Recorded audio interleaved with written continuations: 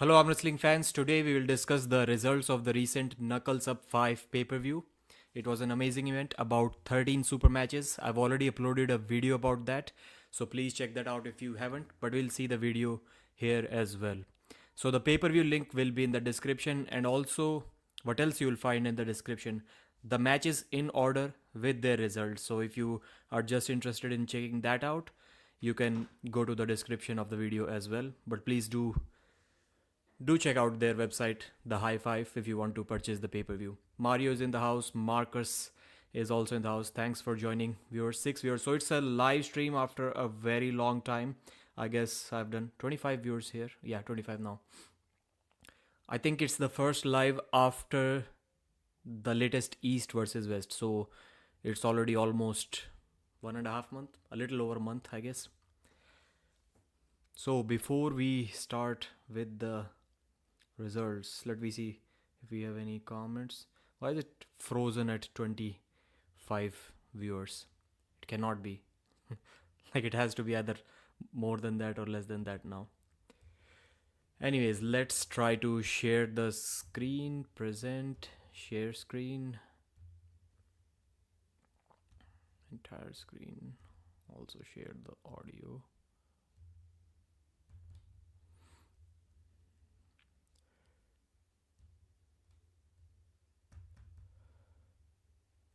Why is it not working? Your browser has blocked your screen. Click the screen icon to address bar to allow browser. Why? It never happened before. It's Vansh is in the house. Hello, brother. Hello. But it's not giving me any pop-up or anything like that to allow to share the screen. So how am I supposed to go to the settings?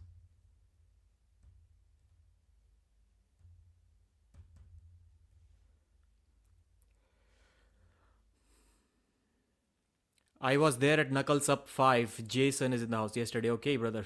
So all of the athletes I've seen, they keep on mentioning that this is by far the best in terms of the athletes' experience, because everyone says that someone was saying like they treat you like a god or something. That's how well organized from the athlete's perspective everything is. So, and I'm always thinking in my mind, like, at this point everyone should be doing like so much for the athletes. How much better can Knuckles Up do that same thing than the other guys? It's something that I always wonder. What's your thought on Yuvraj's recent loss against Tushar Avasthi? Yeah, I have some thoughts about that, but maybe we'll discuss that later. Is Dennis versus Chafee would be a better match? Yes, for sure it will be a cool match, but I'm not sure it is going to happen soon. Dennis is thinking about Leonidas Arcona as of now. So I'll just maybe recite the scores without sharing the screen. I hope you have already watched the video which I uploaded, because the browser is not giving me any pop-up to allow to share the screen, and it's not allowing me to share the screen. Don't know why when this new setting changed in Chrome browser.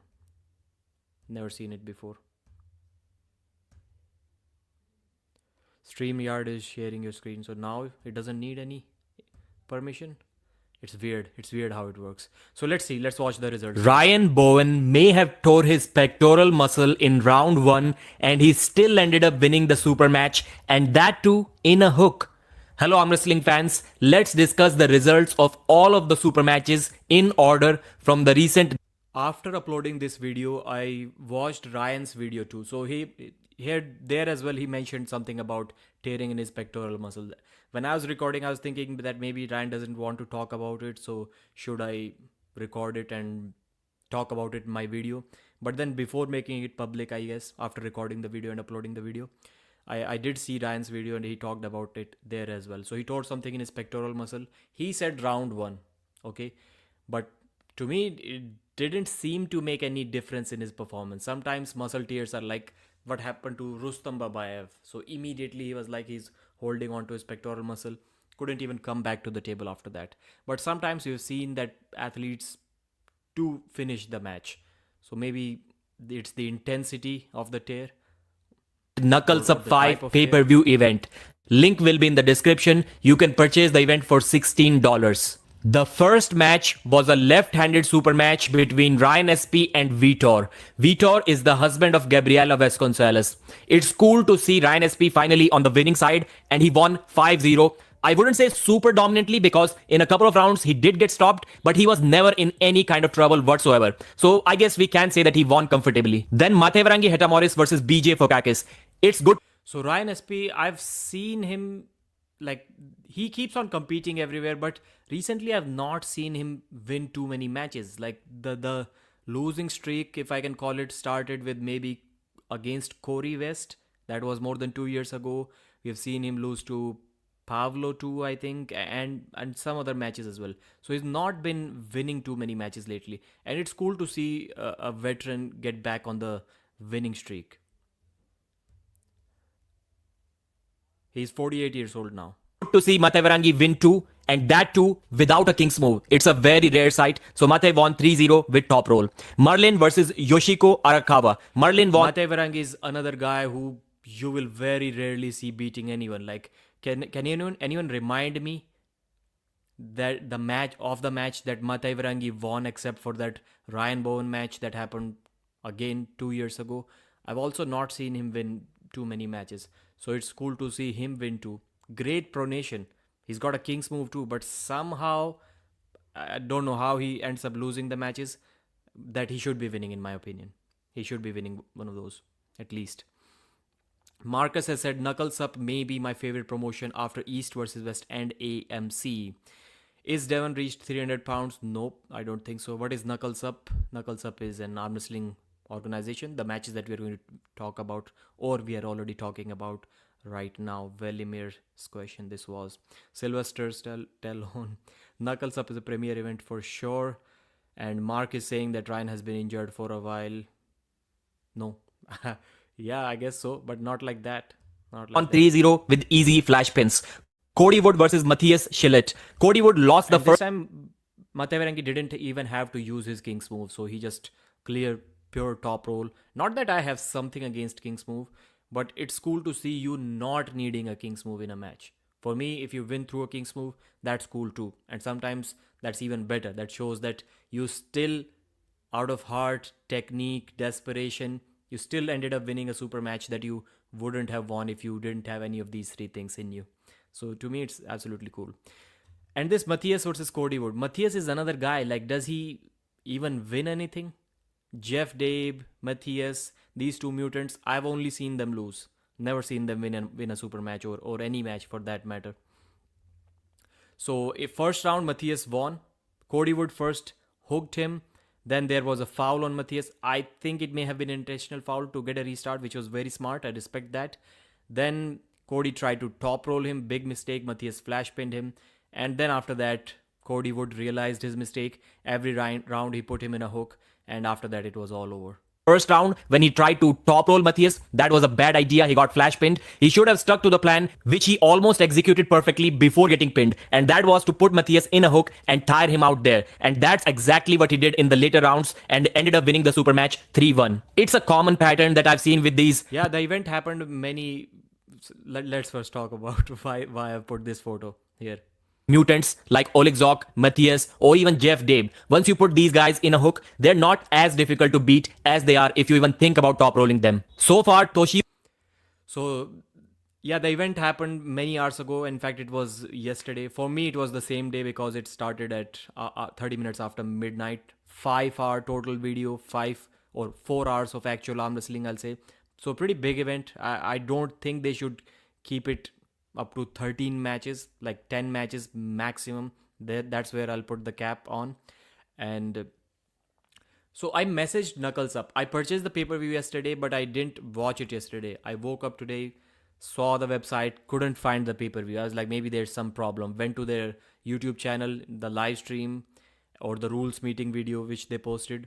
Saw a bunch of people complaining they cannot access the video. I also contacted Knuckles Up on Instagram. And they were like, I sent them a screenshot that the video is not there. And they were like, the video is right there in the screenshot. Did you click on it? and I didn't. You know why? Because that pay-per-view video, it said 19th of January. So I didn't even bother clicking on it. I thought it's something they did a week ago. So obviously it cannot be the pay-per-view. That was a mistake on their part. Instead of writing 25th or 26th of February, whatever it was, they wrote 19th of February on that. So that's why I didn't even click on that.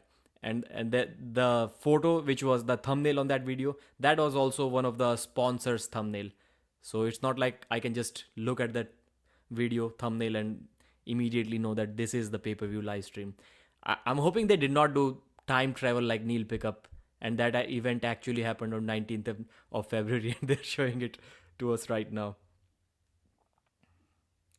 In your videos, okay, so here also the microphone was turned up a little bit, so maybe that was the reason. I hope now it's okay, the audio. Event, yeah. Hello Pradeep, the Smash M. Once to भी देखा Pradeep भाई की video. TOSHIYUKI Shishido was having a good run at Knuckles Up, but Nick Stone ended up defeating him 3-0. I still don't know how Toshiyuki Shishido defeated MATAE Varangi Hatamoris last event. Like, he lost his hand, didn't have much pronation, just kept hitting sideways, and somehow won the match. Nadia Wilczynski defeated Tatiane FARIA 3-0 without much trouble, easy flash pins. That's something that I did not expect. Although I did say that this event can probably be one of the closest contested, the event with one of the most closest contested matches ever, but it didn't turn out to be that way. Obviously, I had in my mind that Gabriella's match is going to be one-sided. I had in my mind that Don Underwood will get destroyed by RIEKARD BOWEN, and these two matches went like that, but I did not expect so many 3-0s. Min versus Paul PASSMORE. That was an amazing match. Paul put too much hook power, too much side pressure on Ji-Hyun's bicep in the first couple of rounds, but Ji-Hyun kept on applying some top roll, some pronation, so that eventually Paul PASSMORE's wrist get tired out. And that's exactly that the composure that this guy showed, man. Like, he was not bothered at all. He lost the first round. Okay, cool. I'm going to try to do the same thing again. Usually we criticize everyone who lose the entire match just by trying the same thing over and over again. But this is exactly what he kept on doing. He knew that, yes, the wrist curl is there from Paul PASSMORE, but it's not like this wrist curl that cannot be opened up. The wrist curl was just like this slight wrist curl. He went sideways and he got the first 2 rounds. But Ji-Hyun kept on pronating. Eventually, by 3rd round, he gassed out the wrist and it was total one-sided domination after that. Great comeback. Exactly what happened. Paul got gassed out in the final rounds and ended up losing his wrist in those 3 rounds and losing the entire match 3-2. Then Ryan Bowen versus Tom Holland. Ryan ended up winning the super match 3-1. That's great matchup, by the way. Great matchup. I thought that obviously Ryan cannot top roll Tom Holland, then he'll get stuck in a hook and he'll eventually get gassed out and lose against Tom in a hook. That's how I saw this match going. Maybe a 3-1, maybe a 3-2 for Tom. But no, Ryan knew that he cannot top roll. He went into a hook straight away. Like, the speed, it's amazing, man. Either Ryan is like the fastest man in the world, or Tom Holland got pretty slow in that first round at least. That's how it went. Round 1, Ryan went straight into a hook. I would say that Ryan's practice pulls in the past with Tom Holland definitely helped him execute this hook technique in this match. Otherwise, he may have tried to top roll Tom in the first round and eventually he would have failed if he did that. So he went straight to a hook, but there was a foul. Sylvester, I'll just talk about that transition.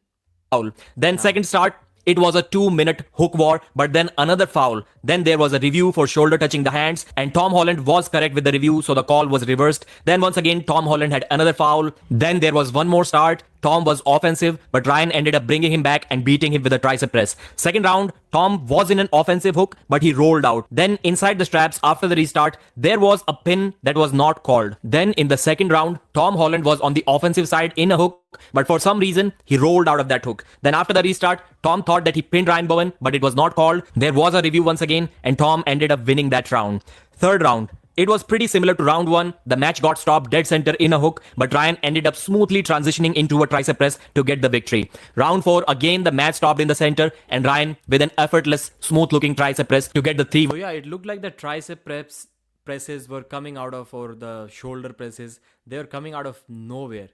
Ryan was in this position, looked like the hook was not moving, and suddenly he's like just like that. So pretty smooth, looked pretty effortless. And great job from Ryan. People were complaining about the weight Even the commentators mentioned that. That's why everyone knows that some people were complaining about the weight that Ryan gained. I saw during the press conference, which was 20 hours, 24 hours before this event. So the press conference could already be almost a couple of days ago. And even at that time, Ryan had gained over 10 kilos. So when was the weigh-ins? Were they like 40 hours before the event? That's crazy, man. I have never understood the logic of having weigh-ins more than 24 hours. Like, when your match is about to happen, like just a couple of hours, 3 hours, 4 hours before that, so that the organizing of the matches, the logistics and the setups, that don't get disturbed. That's when the weigh-ins should be happening. At most 6 hours before the match. What's the point of losing? That should not be a part of a skill set of an actual match. The ability to lose your weight. So that's why I think weigh-ins should happen just a little bit before the super matches in every sport. I don't talk about this subject because every sport does it that way. So I stay silent thinking that, yeah, those guys obviously know something that I don't know. But then I don't see any harm in that either. Maybe you want to see your athletes do some additional step that can also be sold to the fans, or you want them to be in super lean shape for the weigh-ins or before the match, whatever. That's why you do that. But I don't see now much logic in that. Won victory. And then I went on to congratulate Ryan. And he told me that he may have tore his pectoral muscle in the first round. That's why he had no offensive hook. He had to rely on his bicep bar to hold Tom Holland and then transition with a shoulder press. I hope everything's fine here, but I definitely got surprised by Ryan's performance. Not that I was completely counting him out, but I thought that beating Tom Holland in a hook will be a pretty serious task. And there was a big weight difference as well, which we should not complain about because Ryan did make weight. If you have weigh-ins 30-40 hours before the event, it's not the athlete's problem. So Ryan already gained like 30 pounds after the weigh-ins. So he went from 188 to 219 or something like that, which is a massive gain for sure. Then we had BOGDAN STOICA versus Jason MERLO. Amazing super match. Probably one of the best matches of the night. One of the 3 best matches for sure. First 2 rounds, easy top roll win for Jason MERLO. It looked like he's going to win for sure. Next 2 rounds, some flat wrist side pressure, insane move. I wouldn't say Todzilla style side pressure because Todd has pronation. Bogdan just went sideways without pronation and he still went through Jason MERLO's bicep with ease. 5th round, Bogdan with a straightaway flop press got the win. It was called, but then there was a review from Jason. It wasn't a pin, so the decision was turned. Bogdan reviewed it again. He said that there was an elbow foul, which I was not talking about, but since you are making me redo this round, then how about you check the foul on Jason MERLO? And yes, there was a foul on Jason in the losing position. So an advice for the referees, please check everything when you are reviewing a round, not just the thing that is being complained about. RIEKARD, BORNMAN. So this advice, so in cricket, if some of you guys have watched cricket, if there is a review for the third umpire, as we call him, for something which the umpire missed, then the third umpire doesn't only check that part, he checks everything that could have gone wrong right from the beginning. And if the first thing, let's say we call it a no ball, so there's a certain white line that the baller or as the pitcher, as some of you guys call it in baseball, that foot cannot cross the line while you're throwing the ball. So if that foot crosses the line, then the umpire doesn't even go further because it's a no ball. Everything that happens afterwards is irrelevant. That's how the reviews of the matches should also go. Even if it is a 1 minute match and something happened around 1 minute mark that the athlete is complaining about, start watching even before the ready go. See if there is any movement or not. And after the ready go, see if there is any elbow foul or not. If there is, then just stop reviewing right there. Whoever did the first foul, stop the match there. Okay, now you have 1 foul. It doesn't even matter at that point unless we're talking about running fouls, it doesn't even matter what the original review call was made for. So that's how I think they should be doing the reviews. It'll definitely take a lot more time, but that's for sure the correct way of doing the things there. Versus Don Underwood. There was only one way that this match was going to go. 3-0 domination from I didn't talk about the RIEKARD comments because I knew this match is going to be talked about now. So we'll discuss it now. He was even holding Don Underwood and talking with him. After the match, Don took the loss pretty well and he was congratulating RIEKARD by saying that there is no one in this building that can stop this guy. He's on a different level and he's the future of arm wrestling. And on a side note, if Don Underwood is looking like this, what's he even doing in arm wrestling? Like, it's not just his name that is Hollywood Underwood. He truly looks like someone who can play good roles in movies. By good roles, I meant to say like bad roles, like villain kind of roles. Based off his looks alone. Ron Bath is slowly becoming So yeah, Rickard Borman. Let's discuss that guy. Where's the comment? Who's next for Rickard? I think dude should aim for the elites now. Maybe Schoolboy. Yeah, I think he's definitely ready for Schoolboy. If we were to take Ryan Bowen's words, he's saying that Schoolboy is going to get destroyed by Rickard. They're not even on the same level because Ryan was able to stop Schoolboy for a few moments and he couldn't do anything against Rickard. So Rickard versus Lachlan is the first match that should happen as soon as possible. I'm not sure why it hasn't happened yet because these two did go back and forth in the practice polls. Lachlan says practice polls don't matter that much. I can beat him in an actual super match, but not for long. I think he too agrees with that. The guy is only 21 years old, 6'3", about 120 kilos. Definitely a problem for everyone. And he's been arm wrestling for what, 1 year now? Maybe a little bit more. And he's already like almost number one in Australia with just a single year of arm wrestling at 21. So he's clearly genetically gifted. And maybe Ron Bath. Ron Bath is a good match. Who knows? That can happen. the Australia Slayer. I won't be surprised if Rickard beats any of the top 10, 15 heavies. No, I will be surprised for sure. I'll be surprised if I see that. 3-0 victory against Mario Tambakis, just like he did against Ryan Bowen. So should we feed Lachlan Adair to him next? It may be too much to ask from a 62-year-old guy, but with the ease he beat Mario, I think that can be the next logical match. Gabriella Vasconcelos versus Heidi Corner, 3-0, didn't even let... Why there is no strong Indian arm wrestler in international matches? Some Indians get offended when I say that maybe the strength genetics are not there. Because where are the strongest Indians in powerlifting, in weightlifting? They're not there. Yeah, in wrestling, we can say that India is probably easily one of the top 5 nations in the world in wrestling. May even be top 3, although the Olympic medals certainly don't show that. But yeah, maybe top 3 if we look at like complete overall picture. But wrestling is not just about strength. Like there's a lot of technique involved, and still even powerlifting, arm wrestling is a lot. There's a lot of technique in that too.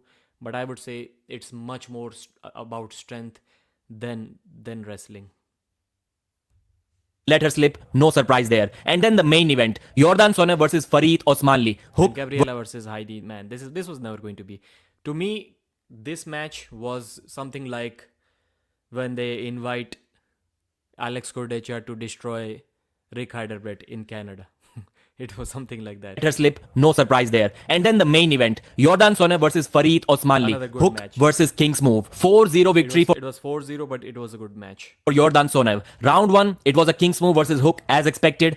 Yordan cannot finish with a hook, so he dumped his own wrist and found out an easy way. He got that round, I'd say, rather comfortably towards the end. Round 2, Ferit tried to hook, and then he had to roll out for the slip. He realized it's not the good decision to try. Ferit should realize his days of hooking John Brzezinski and having an amazing war. Those days are long gone. What was he thinking while trying to hook Yordan Tsonev? To hook Yordan Tsonev. But then after the restart, it was Yordan Tsonev who top rolled Ferit Osmanli. Round 3, it was a very fast hook plus press kind of move from Yordan. Got it comfortably. Round 4, there was a King's move again from Ferit, but he ended up fouling in the losing position and losing the entire match 4-0. And I would like to comment about the refereeing in this match. Although these referees also, just like all of the other referees, made many mistakes, but a couple of good things that I really liked about them are, first of all, their egos did not get hurt when the athletes asked for reviews. In fact, they were themselves asking the athletes if they wanted a review or not. And the second thing is, they were very vocal. For the fans, for the athletes, for the commentators,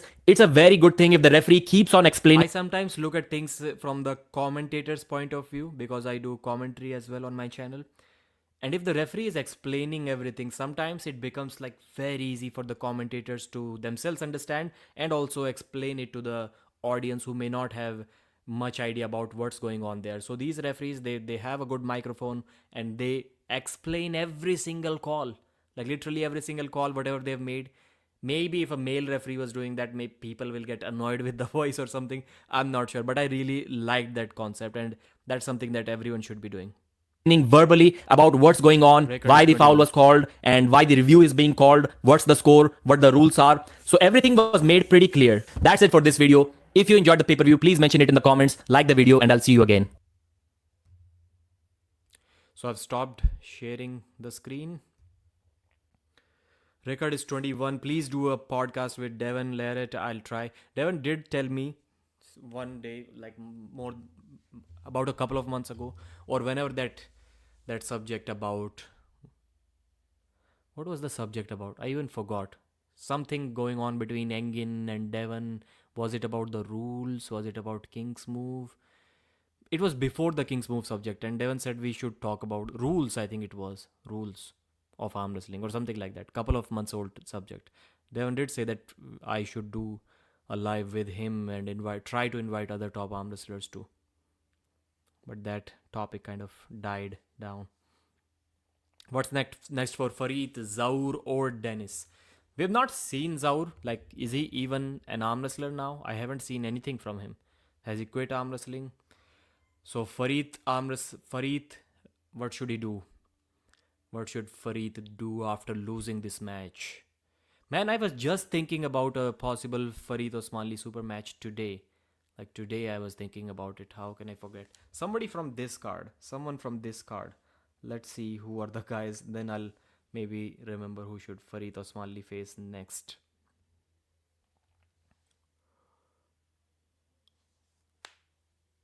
No, not from this card. I was thinking about John Brzezinski. Yeah, can John still beat Ferit? Like, is it too much to ask from John? Because Ferit, don't forget, Ferit is the guy who less than 2 years ago top rolled Vitaly Lalitin to the pad. Like, how does that work out? How can we put a guy who pinned Vitaly Lalitin against John Brzezinski? But we can surely put a guy who lost to Yordan Tsonev against John Brzezinski. Can we do that? I don't think so. I would say, yeah, Ferit can beat up John. But am I too crazy to think that it can still be a match? Yordan is underrated. You should go for Dave or Alex or something. Yordan Tsonev, I think he'll beat Dave Chaffee. Yordan Tsonev is he can be a stylistic nightmare for Dave Chaffee. Like Dave Chaffee, I would put my money on Yordan against Dave. But there can be some guys that Dave can beat, but Yordan cannot, who are not good hook arm wrestlers. Yordan is special. Yes, he is. Zaur, so I don't know what's next for Zaur. Maybe Ferit Osmanli, the revenge match from AMC. Denis Siplenkov, it could have been Dave Chaffee, but he's thinking about, he did say Leonidas Arcona. Man, I want to see Dennis take some easy matches. I've been an advocate for that since the beginning, but not Leonidas Arcona. Come on, man. That's not what we would like to see. So I'll be ending this stream in about a couple of minutes from now. 30 minutes only I planned for this one. Let me see if I missed some comments or not. Who's next for Rickard? Yeah, someone mentioned that Rickard should not face Lachlan. I don't agree with that, because if that's a common understanding that Rickard is getting too strong, too fast, and then the Lachlan Adair match wouldn't make sense in the future. That's why I said that they should have that match as soon as possible, so that Lachlan gets his one opportunity to beat the young guy, and then maybe there can also be a rematch. And another thing that people say when I talk about the genetics, they say, well, Indian arm wrestlers are not trying it that hard yet, like they're not taking it seriously. So how seriously do you think Rickard Borman took it when with 6 months of training he was beating Ryan Bowen? How seriously can anyone possibly take the sport within just 6 months that he's already beating one of the top 3 guys in Australia? So it's not entirely about taking the game seriously. Sometimes it's about genetics too. Yeah, obviously he has trained his body because he was a rugby player, so it's not like he's completely untrained or something. But for arm wrestling, yeah, he was almost untrained when he cracked top 5 in Australia. 21, the Sylvester, that card on Knuckles up, it showed 21 years of age. Dennis in AMC would be fun. Yeah, Dennis does not like tournaments too much now. Can I discuss one more topic? Yeah, please. But I'll be ending it soon, so please be quick with your comment. Let's book Dennis versus Fat Guy, friend of MMT. Dennis versus Corey West. Yeah, that's a good match, man. That's a good match. Great suggestion. Great suggestion. I like that match. I like that match. Corey is difficult to top roll. Man, Corey West will beat Denis Siplankov, I think. Now, in this shape, which we have seen Dennis, for sure, he'll lose to Corey West. That's not a good, easy, stylistic match for him. But finishing Dennis can be a problem. Good close match. No way Dennis wins that easy. If he wins, he'll win a very hard fought battle and may even get pinned. I really like that suggestion. Maybe I'll talk about that in some of the future videos. Career in arm wrestling. Like in what sense? Just arm wrestling or social media plus arm wrestling or both? Corey West, you don't play much. Don't blame me for remembering the name. Okay. Thanks guys for joining this live stream. I'll be ending it now. I didn't get a comment from Sylvester Stallone. Maybe he left the live. 140 kg Hermes versus Levan. Can Hermes win? Yes, 140 kg Hermes, if he can still grow proportionally, grow in terms of strength proportionally, when he gains more than 10 kilos of weight, then yes, he will beat. But I'm not sure if he's going to be that much stronger when he's 140 kilos. Okay, due to the tiny stature and huge jugs on 1 hour, do you think it was distracting when she couldn't help them? So I think the referees, the first thing that I liked about them is that they were not like getting bullied by the arm wrestlers. That's a must. Or maybe the arm wrestlers didn't try to bully them. If Devon Ladd was there, things could have gone different. But yeah, the referee should be focused, strong, and be confident in his calls. Some referees do like to just give a call and then look at the players or arm wrestlers in a fearful manner. Like, bro, please forgive me for that. The Bulgarian referee, what's his name? That guy often does that in the Devon Ladd matches. Into the peg hand of the competitor. What's the next AMC event? I think AMC is gone now, bro. I don't know when their next event is. I'll let you know as soon as I know about that. Thanks for joining. Please leave the thumbs up. I'm not really sure why people keep on asking for that. I don't really think it matters that much for the algorithm, but it doesn't take that much effort. So neither to ask you guys to do that and nor for you guys to just hit that thumbs up. Doesn't take much effort. Thanks guys.